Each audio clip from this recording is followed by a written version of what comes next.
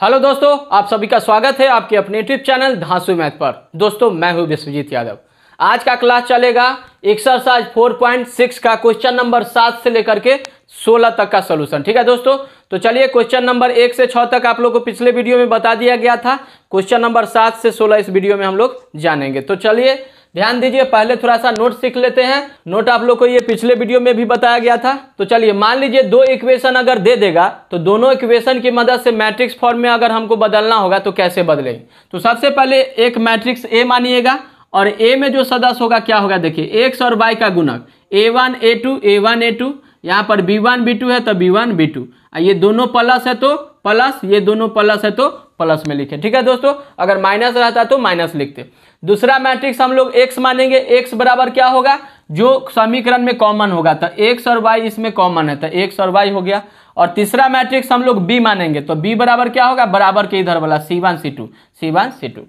तीन ऑर्डर में देखिए, अगर तीन गो इक्वेशन दिया रहेगा, इसको मैट्रिक्स फॉर्म में चेंज करना होगा तो इस प्रकार से चेंज करेंगे। a बराबर क्या होगा, a1 a2 a3 a1 a2 a3, b1 b2 b3 b1 b2 b3, c1 c2 c3 c1 c2 c3, यानी x y z का गुणक को सजा देना है। और उसके बाद x बराबर क्या होगा, तीनों में कॉमन क्या है x y z, तो x y z लिख दिया गया। और b बराबर क्या होगा, बराबर के इधर d1 d2 d3, बराबर के इधर वाला जो भी सदस्य होगा वो b का वैल्यू कहलाएगा। ठीक है दोस्तों, चलिए अब हम लोग जानेंगे कि किसी भी समीकरण को मैट्रिक्स समीकरण से x y z का वैल्यू कैसे निकाला जाता है। तो देखिए मैट्रिक्स इक्वेशन आपका यही है, x बराबर a इनवर्स इंटू b, यह आपका मैट्रिक्स समीकरण है, यानी अवयव समीकरण।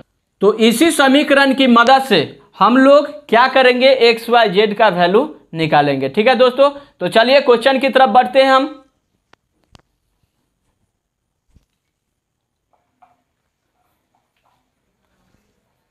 तो चलिए दोस्तों, क्वेश्चन नंबर 7, 8, 9, 10, ये चारों क्वेश्चन जो है सेम टाइप का क्वेश्चन है, यानी दो इक्वेशन वाला है।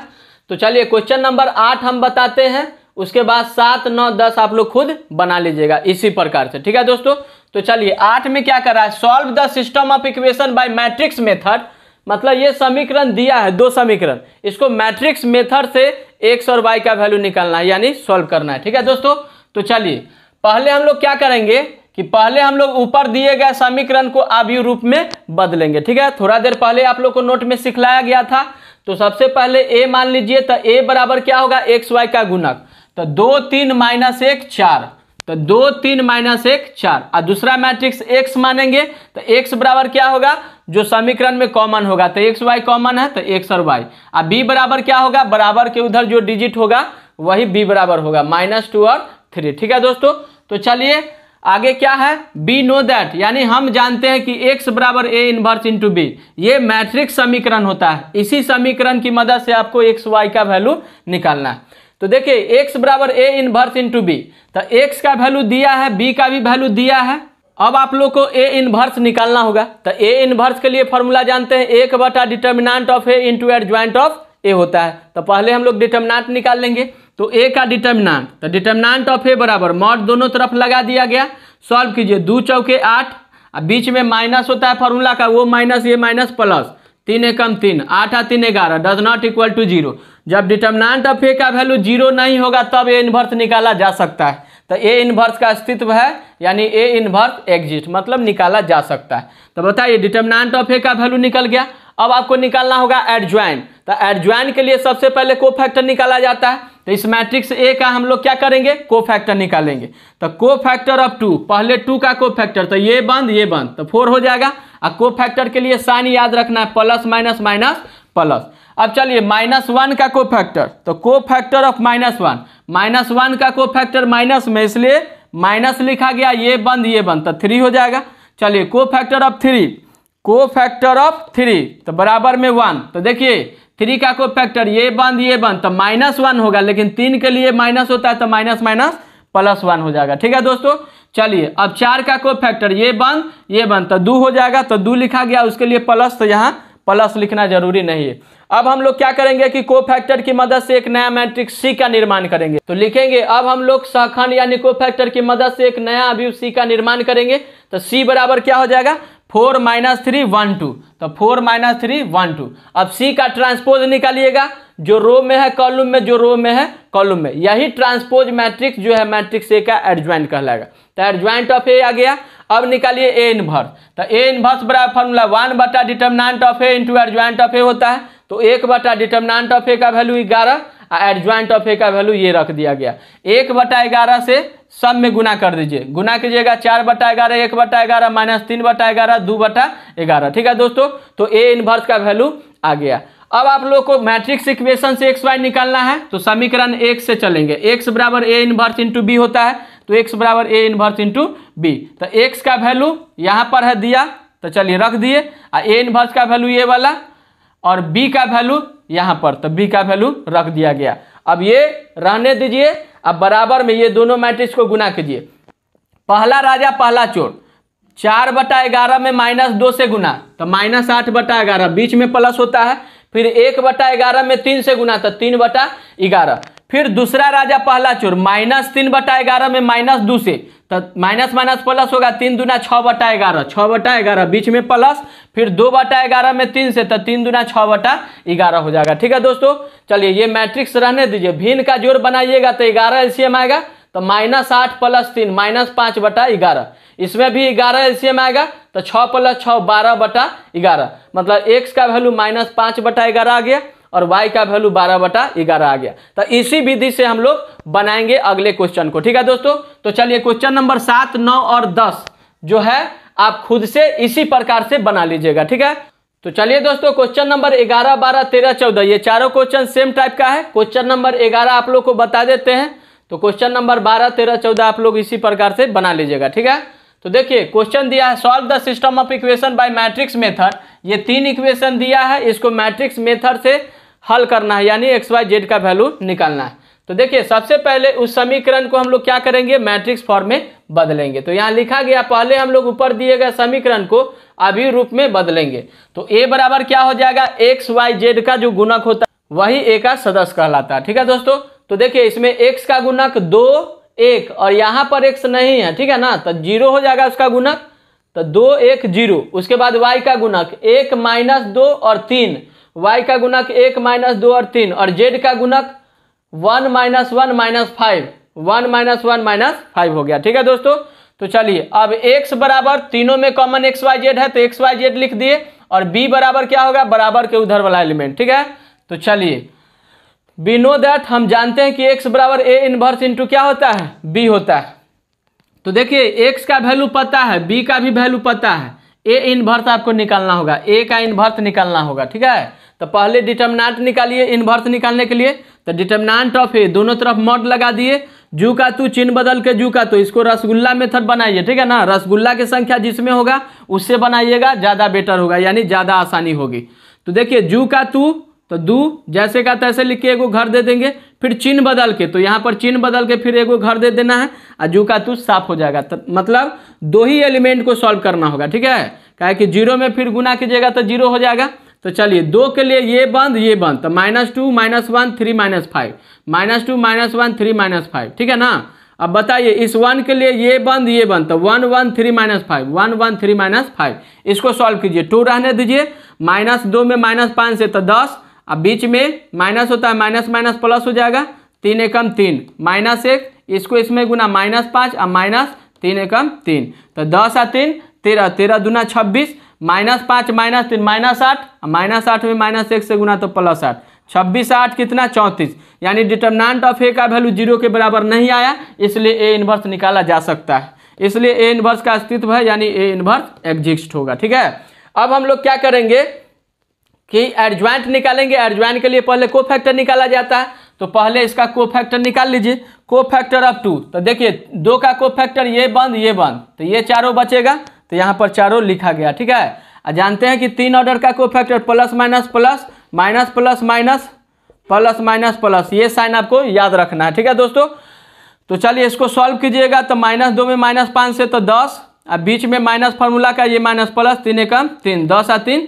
13 हो जाएगा। अब कोफैक्टर ऑफ 1, तो 1 का कोफैक्टर माइनस में इसलिए माइनस लिखा गया, अब 1 के सामने ये बंद ये बंद, तो 1 - 1 0 -5, तो 1 - 1 0 -5। इसको सॉल्व कीजिए, इसको इसमें गुना, तो -5, अब माइनस माइनस प्लस हो जाएगा फॉर्मूला का, 1 में 0 को गुना है तो 0, तो ये माइनस पहले से था, माइनस माइनस प्लस 5 हो जाएगा।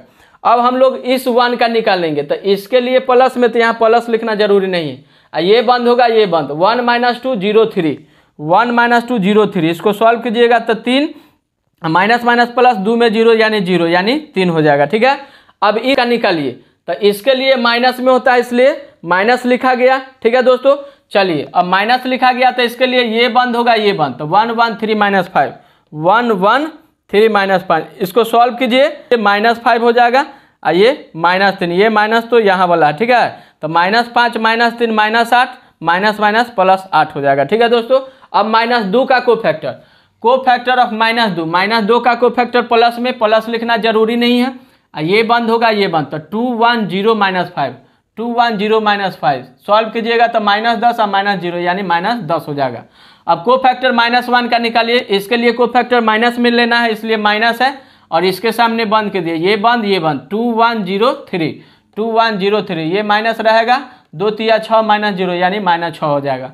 अब 0 का निकालिए, तो 0 का कोफैक्टर प्लस में, तो प्लस लिखना जरूरी नहीं है, 0 के लिए ये बंद, तो 1 1 -2 -1, 1 1 -2 -1, इसको सॉल्व कीजिएगा, -1, अब माइनस फार्मूला का, ये माइनस प्लस, 2 एकम 2, 2 में से 1 जाएगा तो 1।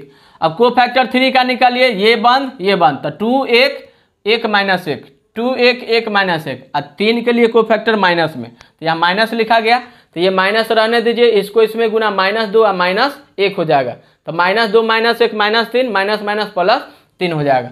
अब -5 का कोफैक्टर, ये बंद, तो 2 1 1 -2, 2 1 1 -2, ठीक है, तो चलिए इसको इसमें गुना, -4 और -1 एकम 1 यानी -5।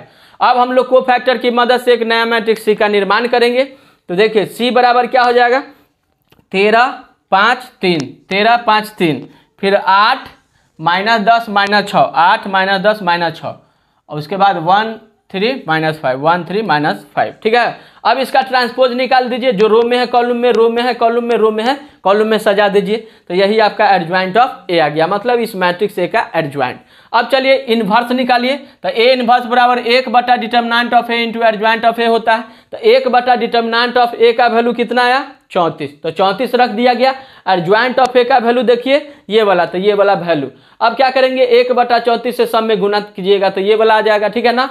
तो चलिए अब समीकरण 1 से, यानी फ्रॉम इक्वेशन फर्स्ट, एक्स बराबर ए इनवर्स इंटू क्या होता है, बी, एक्स बराबर ए इनवर्स इंटू बी, तो एक्स का वैल्यू रख दिया गया यहाँ से, ए इनवर्स का वैल्यू ये वाला और बी का वैल्यू ये वाला, ठीक है दोस्तों। अब इसको रहने दीजिए, इसको इसमें गुना कीजिए, देखिए पहला राजा पहला चोर, 13 बटा 34 में 1 से, तो 13 बटा 34, फिर 8 बटा 34 में 3 बटा 2 से गुना, तो देखिए 8 बटा 34 गुना 3 बटा 2, 2 चौके 8, तो 4 तिया 12 बटा 34, तो 12 बटा 34 हो गया, ठीक है दोस्तों, बीच में प्लस, फिर 1 बटा 34 में 9 से, तो 9 कम 9 बटा 34 हो गया, ठीक है। दूसरा राजा पहला चोर, 5 एकम 5 बटा 34, ठीक है ना, यहाँ -10 बटा 34 में 3 बटा 2 से, तो देखिए -10 बटा 34 में 3 बटा 2 से, तो 2 5 10, तब -5 या 15 बटा 34, -15 बटा 34 आ गया, ठीक है दोस्तों। चलिए अब प्लस में 3 बटा 34 में 9 से, 9 तिया 27 बटा 34, 27 बटा 34। तीसरा राजा पहला चोर, 3 बटा 34 में 1 से, तो 3 बटा 34 हो जाएगा, अब -6 बटा 34 में फिर 3 बटा 2 से, तब 2 तिया 6 कट जाएगा, 3 तिया 9 होगा, तो -9 बटा 34, और फिर -5 बटा 34 में 9 से, तो 9 5 45 यानी -45 बटा 34 हो जाएगा, ठीक है दोस्तों। तो चलिए ये रहने दीजिए बराबर में, जब इसको सॉल्व कीजिएगा, भिन्न का जोड़ बनाइएगा, तो 34 एलसीएम आएगा, ठीक है ना, तो 34 एलसीएम आएगा, तो 13 + 12 + 9 जोड़िए तो 34 हो जाएगा, और 34 से 34 कट जाएगा तो कितना आ जाएगा, 1। अब इसमें भी एलसीएम देखिए कितना आएगा, 34, तो 5 में से 15 घटाइएगा, -10, -10 में +27 यानी +17, और 17 बटा 34 क्या हो जाएगा, 17 दूना 34 यानी 1 बटा 2 आ जाएगा। इसमें भी एलसीएम लीजिएगा तो 34 आ जाएगा, तो 3 में से 9 जाएगा तो -6, -6 और 45 की कितना हो जाएगा, 51, ठीक है ना। तो -51/34, तो 17 तिया 51 -3 और 17 दूना 34 यानी 2, तो -3/2 हो जाएगा, ठीक है दोस्तों। तो x का वैल्यू 1, y का वैल्यू 1/2 और z का वैल्यू -3/2। तो x बराबर 1, y बराबर 1/2, z बराबर -3/2, यही आपका आंसर हो गया। तो इसी प्रकार से दोस्तों क्वेश्चन नंबर 12, 13, 14 आप लोग बना लीजिएगा, ठीक है। चलिए अगले क्वेश्चन की तरफ बढ़ते। तो चलिए दोस्तों क्वेश्चन नंबर 15 पर ध्यान देते हैं। यदि a बराबर इतना तो a इनवर्स ज्ञात करें। a इनवर्स का प्रयोग करके निम्नलिखित समीकरण निकाय को हल करें। मतलब इसमें दो टाइप का क्वेश्चन है, ठीक है ना। इस a का a इनवर्स निकालना है, तो a इनवर्स निकालना हम आप लोग को सिखला चुके हैं, आप लोग बना लीजिएगा। अब कहता है इसी a इनवर्स की मदद से इस समीकरण को क्या करना है, हल करना है, यानी x y z का वैल्यू निकालना है, ठीक है दोस्तों। तो a इनवर्स इसका आप लोग निकाल लीजिएगा, ठीक है। तो चलिए हम इसको बनाते हैं। इसको पहले मैट्रिक्स फॉर्म में बदलिए। पहले हम लोग ऊपर दिए गए समीकरण को आवी रूप में बदलेंगे। तो a बराबर क्या होगा, 2 3 1 2 3 1 -3 2 1 -3 2 1 5 -4 -2 5 -4 -2 और x बराबर क्या होगा, x y z जो कॉमन है, ठीक है ना। और b बराबर बराबर के इधर वाला हो जाएगा। चलिए नाउ मैट्रिक्स इक्वेशन, यानी अब अभिव्यव समीकरण क्या हो जाएगा, x बराबर a इनवर्स इंटू b। तो चलिए x बराबर ये वैल्यू रख दिया गया और a इनवर्स का वैल्यू ये कहाँ से आया। देखिए जब आप लोग इस मैट्रिक्स का a इनवर्स निकालिएगा तो a इनवर्स बराबर यही मैट्रिक्स आएगा, ठीक है दोस्तों। तो आप लोग सबसे पहले इसका a इनवर्स निकाल लीजिएगा, उसके बाद यहाँ से बनाइएगा, ठीक है ना। a इनवर्स जब निकालिएगा तो यही मैट्रिक्स प्राप्त होगा। तो a इनवर्स का वैल्यू ये रख दिया, इंटू में b का वैल्यू यहाँ पर दिया, ठीक है। तो ये मैट्रिक्स रहने दीजिए, अब बराबर में इसको इसमें गुना कीजिए। पहला राजा पहला चोर, 0 में 11 से 0, 1 में -5 से -5 और -2 में -3 से तो -+6, ठीक है। दूसरा राजा पहला चोर, -2 में 11 से तो -22 और 9 में -5 -45 और -23 में -3 से तो -+23 या क्या हो जाएगा 69, ठीक है दोस्तों। अब तीसरा में पहला से कीजिए, -1 में 11 से तो -11, 5 में -5 से तो -25 और -13 में -3 से तो -+13 या 39, ठीक है। तो देखिए ये रहने दीजिए, 6 में से 5 जाएगा 1, जब इसको सॉल्व कीजिएगा तो 2 आएगा, इसको सॉल्व कीजिएगा तो 3 आ जाएगा। तो अतः x बराबर 1, y बराबर 2 और z बराबर 3, तो यही आपका आंसर आ गया, ठीक है। तो सबसे पहले आप लोग a इनवर्स निकालिएगा, उसके बाद यहाँ से उतारिएगा, ठीक है। तो चलिए आगे बढ़ते हैं क्वेश्चन नंबर 16 की तरफ। तो चलिए दोस्तों क्वेश्चन नंबर 16 पर चलते हैं। क्वेश्चन नंबर 16 पहले हम आप लोग को समझा देते हैं, उसके बाद जो है इसका सॉल्यूशन करेंगे, ठीक है। किताब आप लोग सामने रखिए। देखिए 16 नंबर क्वेश्चन में क्या कहता है। मान लीजिए कि एक दुकानदार के यहाँ 3 विद्यार्थी गया, ठीक है ना। 3 विद्यार्थी अपना घर के सामान के लिए गया, ठीक है। तो चावल गेहूं प्याज लाने के लिए गया।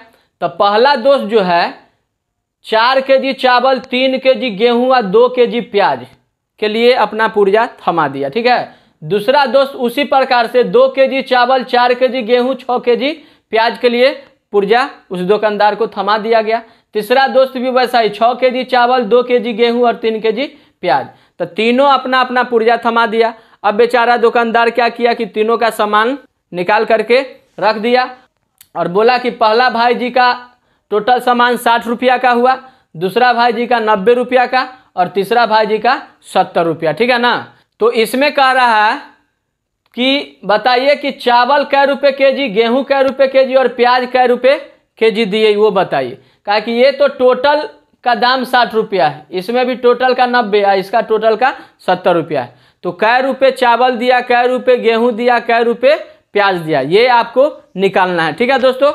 तो चलिए हम लोग मान लेंगे कि x रुपये प्रति केजी जो है चावल दिया और y रुपये प्रति केजी जो है गेहूं दिया और z रुपया प्रति केजी जो है प्याज दिया, ठीक है दोस्तों। तो चलिए माना प्रति केजी चावल गेहूं प्याज का मूल्य क्रमशः x रुपया, y रुपया तथा z रुपया है, ठीक है दोस्तों। तो एक बात हमको बताइए कि चावल जब 4 केजी लिया है तो ध्यान दीजिएगा 1 केजी चावल का दाम हमने माना 100 रुपया, तो 4 केजी चावल का दाम क्या हो जाएगा 4x रुपया, ठीक है ना। उसके बाद बताइए 1 केजी गेहूं का दाम y रुपया है तो 3 केजी गेहूं का दाम 3y रुपया हो जाएगा। अब बताइए 1 kg प्याज का दाम है z रुपया, तो 2 kg लिया है तो 2z हो जाएगा। तो बताइए ये टोटल दाम हुआ चावल का, ये हुआ गेहूं का और ये हो गया टोटल प्याज का। तो तीनों को मिला करके क्या रुपया होता है? 60 रुपया। ठीक है दोस्तों, चलिए दूसरा वाले में देखिए। दूसरा विद्यार्थी 2 kg चावल लिया था तो 1 kg का दाम 100 रुपया, तो 2 kg का दाम 2x हो जाएगा। उसके बाद गेहूं हो जाएगा 4 kg है तो गेहूं y रुपये है तो 4y, और प्लस में प्याज 6 kg था तो प्याज कैसे kg दिया गया? z रुपये, यानी 6z हो जाएगा। और तीनों को मिला करके क्या रुपया हुआ था? 90 रुपया दूसरा विद्यार्थी का। तीसरा विद्यार्थी को देखिए 6 kg चावल लिया तो चावल 100 रुपये है तो 6x, और प्लस में ही हो जाएगा 2y, और प्लस में 3z, अब बराबर में टोटल क्या रुपया का हुआ? 70 रुपया। तो बताइए 3 समीकरण आ गया ना। इस समीकरण से आप लोग आराम से x y z निकाल सकते हैं मैट्रिक्स फॉर्म में बदल करके। ठीक है, तो देखिए 4x + 3y + 2z बराबर 60 है पहला इक्वेशन। दूसरा इक्वेशन, तीसरा इक्वेशन यहाँ लिखा गया है। तो इसको क्या कीजिएगा, पहले हम लोग ऊपर दिए गए समीकरण को अभी रूप में बदलेंगे। तो a बराबर हो जाएगा 4 2 6, 4 2 6, 3 4 2, 3 4 2, उसके बाद 2 6 3, 2 6 3, और x बराबर x y z हो जाएगा कॉमन, और b का वैल्यू बराबर के इधर वाला। ठीक है, अब आप लोग क्या कीजिएगा, यहाँ से खुद से सॉल्व कीजिएगा और x y z का वैल्यू निकाल लीजिएगा। x y z का जो भी वैल्यू आएगा वही जो होगा प्रत्येक केजी चावल, प्रत्येक केजी गेहूं, प्रत्येक केजी प्याज का मूल होगा। ठीक है, तो लास्ट में लिख दीजिएगा अतः प्रत्येक केजी चावल का दाम x बराबर जो आएगा वो लिख दीजिएगा। उसके बाद कॉमा दे करके प्रत्येक केजी गेहूं का दाम y बराबर लिख दीजिएगा, और कॉमा दे करके प्रत्येक केजी प्याज का दाम z बराबर जो आएगा लिख दीजिएगा। ठीक है दोस्तों, तो चलिए यह आपका था क्वेश्चन नंबर 16। तो चलिए दोस्तों आज का क्लास यही समाप्त होता है। आप लोग का मैट्रिक्स चैप्टर खत्म हो गया। ठीक है ना, फिर आप लोग को अगले वीडियो में न्यू चैप्टर पढ़ाएंगे। ठीक है दोस्तों, अगर ये वीडियो आप लोग को पसंद आया होगा तो लाइक शेयर जरूर कीजिए। ठीक है ना, फिर अगले वीडियो में मुलाकात करते हैं न्यू चैप्टर लेकर के।